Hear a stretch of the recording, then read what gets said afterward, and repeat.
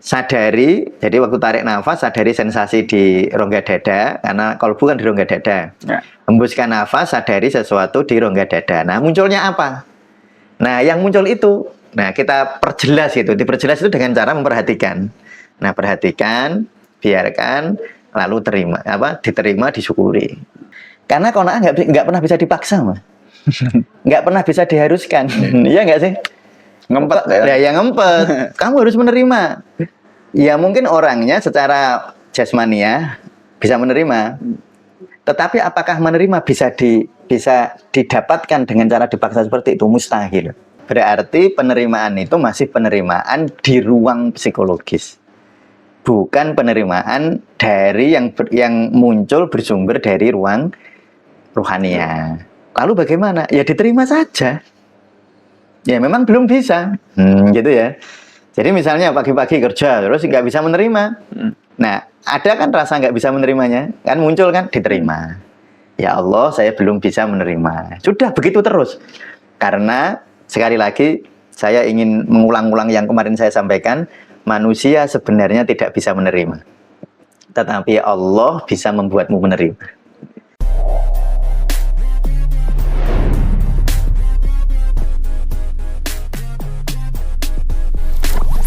Assalamualaikum warahmatullahi wabarakatuh. Bismillah, alhamdulillah. Allahumma sholli wa sallim ala Sayyidina Muhammad ibni Abdillah.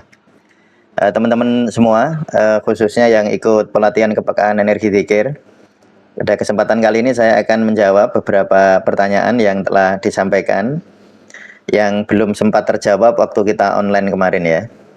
Jadi yang online tidak sempat dijawab akan saya jawab di sesi khusus ini.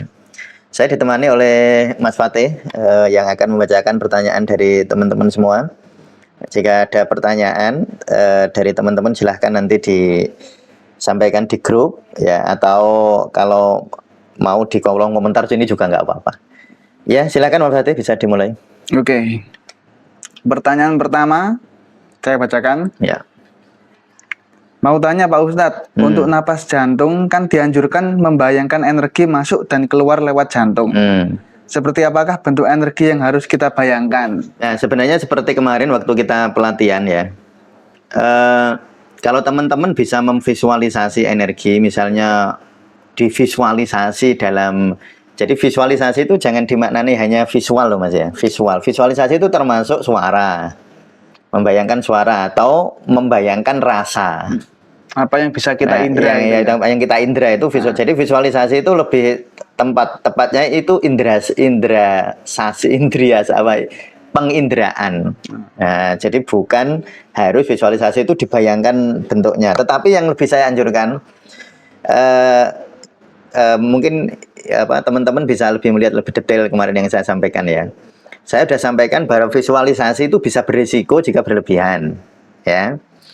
Jadi kalau misalnya teman-teman memvisualisasi cahaya, ini kalau berlebihan begitu, terus diulang-ulang begitu tuh itu bisa berisiko, apalagi kalau visualisasinya dibarengi dengan emosi negatif. Jadi saya mohon sebelum teman-teman melakukan visualisasi, yang paling penting itu sebenarnya menerima dulu, ya, menerima dulu. Hatinya rileks, terus waktu visualisasi jangan dibarengi dengan emosi negatif. Paling bagus dibarengi dengan cinta. Nah, tetapi yang lebih saya anjurkan sebenarnya, ya, tidak harus memvisualisasi. Nah, jadi kalau pertanyaannya ini ya, visualisasinya apa, masuk dan keluar itu, monggo teman-teman bisa mengambil objek yang paling nyaman. Kalau visualisasinya memang rasa, misalnya rasa ya, rasa dingin, rasa sejuk, kan rasa ya boleh. Atau bentuknya visualisasi benda. Bayangan benda seperti cahaya, benang gitu ya, benang, iya, benang atau cahaya. Tetapi itu masing-masing orang beda loh Mas. Makanya di situ nggak saya tulis Mas. Karena misalnya gini, benang. Visualisasi benang itu bagi sebagian orang nggak enak banget Mas. Karena dia seperti benang. Misalnya saya buat cahaya, juga begitu sama. Misalnya contoh, bagi orang-orang yang fotofobia, takut cahaya, ya kan ada fotofobia ya, orang takut cahaya. Itu kalau disuruh visualisasi cahaya malah takut. Nah makanya visualisasinya apa, silahkan dipilih yang nyaman. Dan visualisasi tidak harus bentuk, nggak harus warna, nggak harus ini. Visualisasinya bisa visualisasi mata, visual itu, atau dengan misalnya teman-teman ada apa suara, suara apa namanya seseorang, atau suara diri sendiri itu dibayangkan masuk, suaranya, atau kalau saya pribadi paling seneng itu rasa, kinestetiknya. Jadi rasanya, misalnya kesejukan atau aliran sesuatu yang masuk gitu. Saya sebut sesuatu ya. Sesuatunya silahkan teman-teman paling nyaman. Tetapi yang paling bagus sebenarnya. Jadi waktu nafas jantung, ya, waktu tarik nafas, teman-teman perhatikan rongga dada. Cukup perhatikan. Nah, perhatikan, lalu kan akan kemungkinannya dua ya. Waktu memperhatikan ya Mas ya. Ada sesuatu, ada sensasi. Yang kedua nggak ada sensasi kan. Ya. Nah, baik ada sensasi maupun tidak ada sensasi, terima saja. Nah, yang tidak ada sensasi ya sudah dinikmati ketiadaan sensasi itu, Mas. Ya dinikmati aja, dinikmati, disadari saja, diperhatikan rongga dadanya. Waktu menghembuskan gitu juga sama. Nah, tetapi jika ada sensasi, terima dan biarkan. Biarkan atau izinkan lebih tepatnya ya. Izinkan dia apa adanya. Nah, itu sebenarnya yang saya lebih seneng mengartikan visualisasi yang ini, Mas. Nah, visualisasi yang ini ya.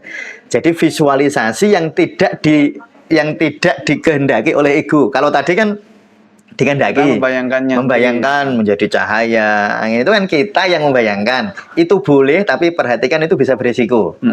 Nah, visualisasi yang justru ingin saya tekankan sebenarnya istilah visualisasi itu lebih saya tekankan visualisasi realistik.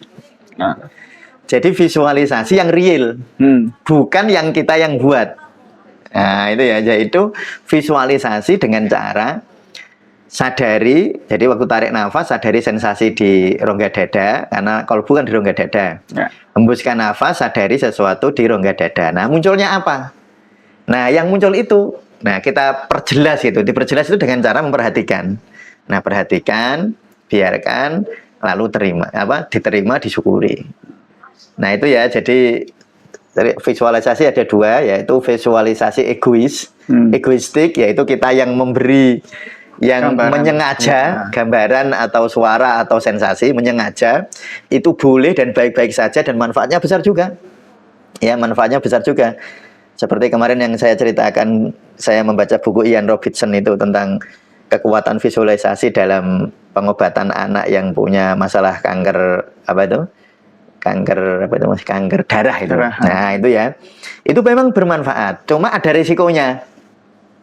Nah, kalau di tasawuf Indonesia kita lebih memilih visualisasi yang realistik. Jadi sesuatu yang apa rasanya kita sadari. Nah, itu Bu Leli, terima kasih ya. Oke, kita lanjut. Ya.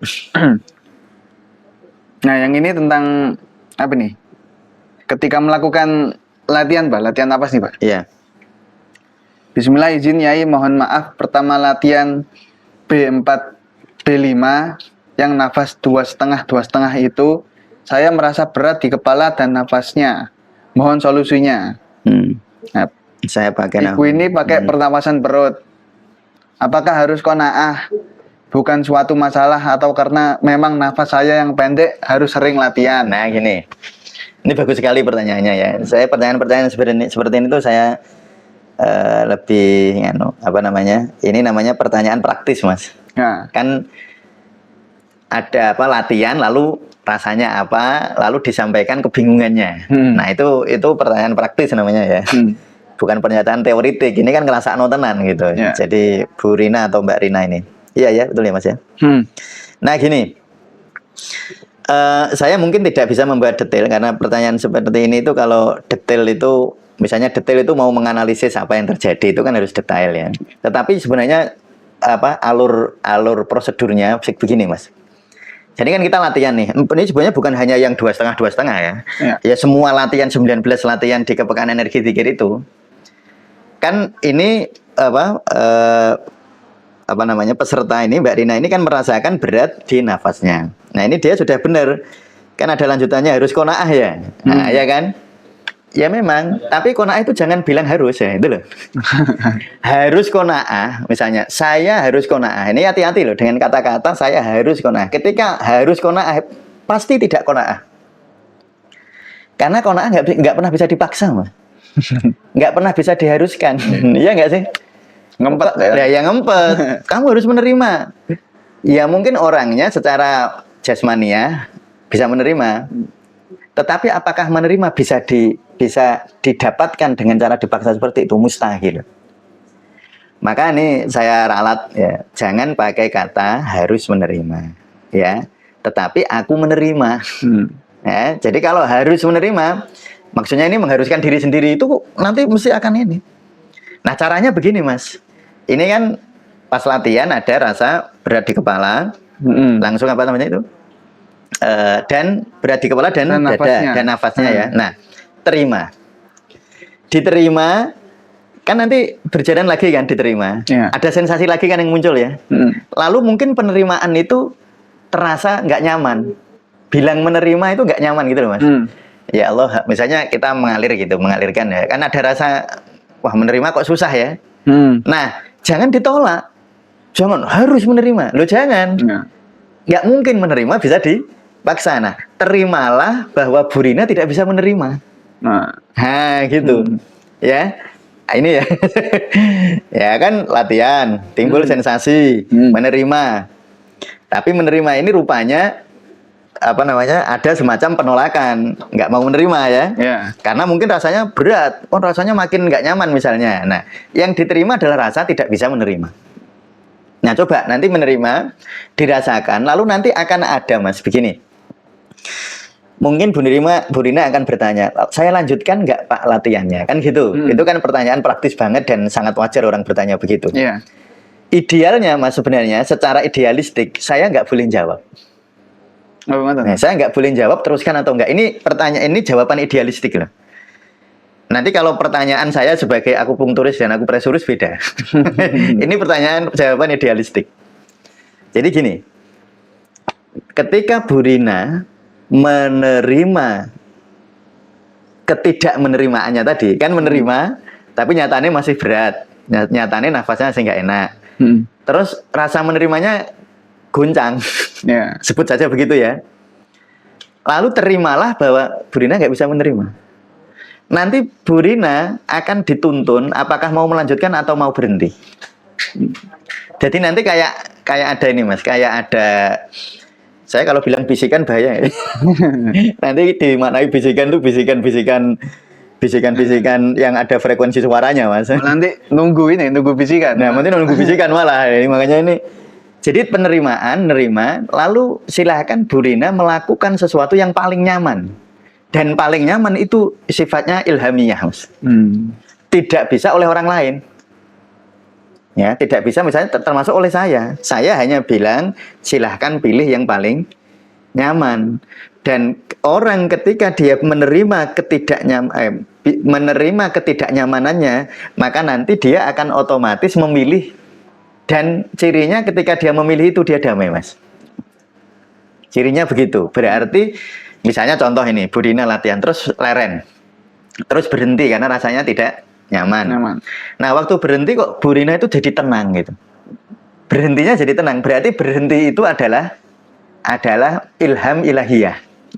Ilham ilahiyah selalu menghasilkan ketenangan. Nah, tetapi berhenti terus, waduh saya nggak bisa. Nah, berarti berhentinya Bu Rina bukan dari ilham ilahiyah, itu egoistik. Nah, ini ya. Ini Mas, liku-likunya perjalanan spiritual ya. Liku-likunya itu begitu dan bisa diwakili melalui perjalanan latihan ini. Makanya tadi saya senang karena saya bisa menjelaskan hal ini ya. Nah, jadi kalau ketika Bu Rina latihan B4 B5 yang 2,5 timbul rasa tidak nyaman, terima. Nah, nanti proses penerimaan ada waktunya, geser waktu. Lalu penerimaan tidak nyaman, lalu merasa tidak bisa menerima. Merasa tidak bisa menerima. Terima perasaan tidak menerima itu. Ya. Nanti kalau memang nggak bisa menerima lagi, terima lagi yang nggak bisa menerima itu. Terus nanti insya Allah akan dituntun. Apakah Bu Rina mau melanjutkan atau mau berhenti? Kalau melanjutkan insya Allah nyaman, kalau mau berhenti insya Allah nyaman juga. Gitu. Ya gitu Mas Fatih. Oke. Kita lanjut pertanyaan berikutnya. Ya. Ini yang dari Zoom kita kemarin, Pak. Oh ya. Izin bertanya, Bah. Inti dari praktek ini kan pada penerimaan. Ya. Saat praktek atau saat sedang santai seperti waktu sore atau malam di rumah. Proses penerimaan pada batin ini jauh lebih mudah. Menyadari datang dan perginya pikiran dan perasaan yang muncul. Iya. Nah, tapi ketika kondisi pagi saat di tempat kerja, kenapa kesadaran untuk menerima sering terlupakan? Kita cenderung pada logika untuk menyelesaikan masalah dalam pekerjaan dan batin terbawa atau larut. Pada permasalahan pada logika, mohon penjelasannya, Pak. Ya.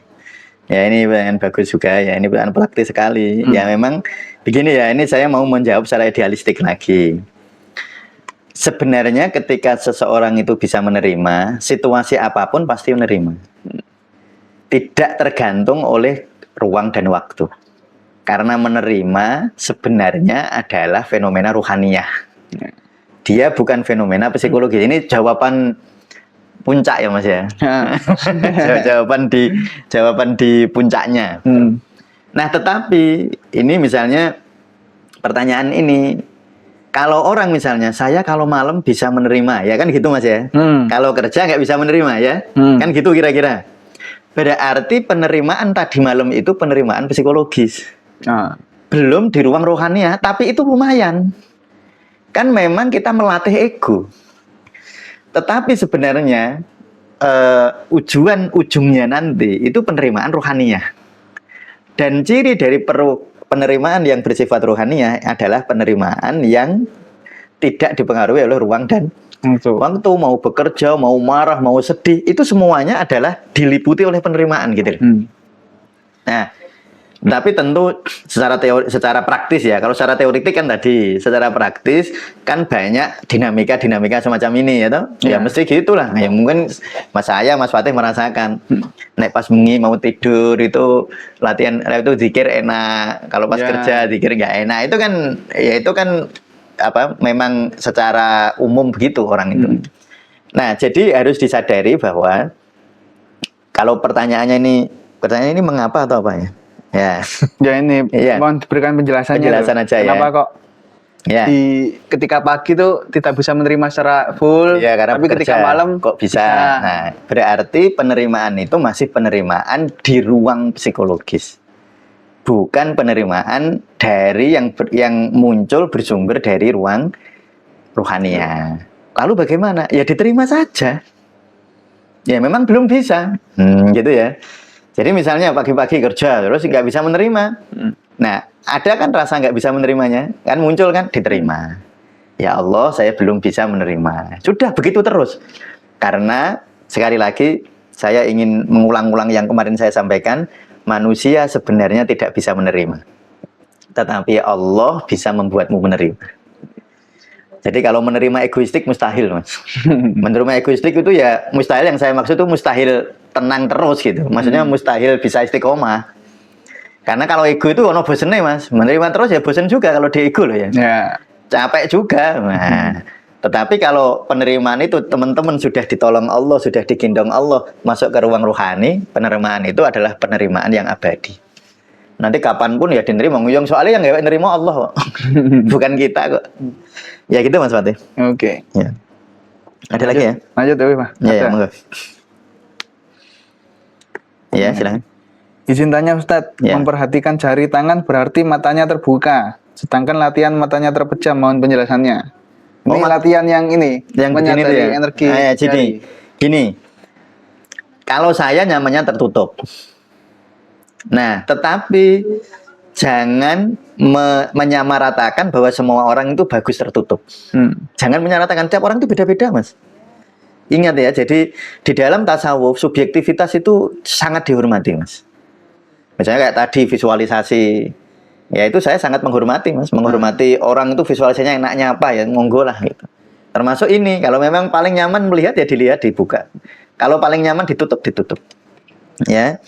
Jadi silahkan kalau memang di situ di afirmasi yang saya sampaikan tidak jelas ya. Jadi saya pertegas di sini bahwa waktu latihan memperhatikan jari tangan yang memperhatikan sensasi yang muncul di ketika melatih kepekaan jari tangan.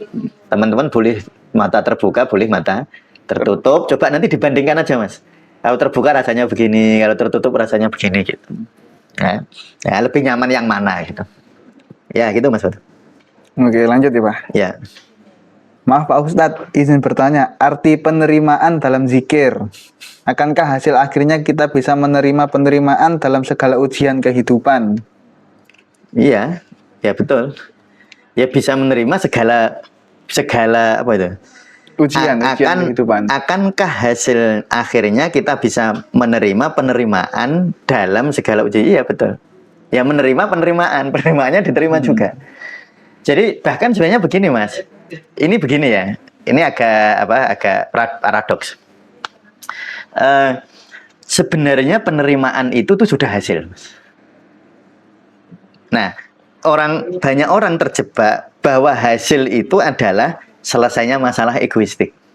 Nah, misalnya tentang orang per bulan misalnya dapat rezeki sekian rupiah. Kepengen rezekinya jadi sekian. Ya, naik. Misalnya dari 5 juta menjadi kepengen jadi 10 juta misalnya ya.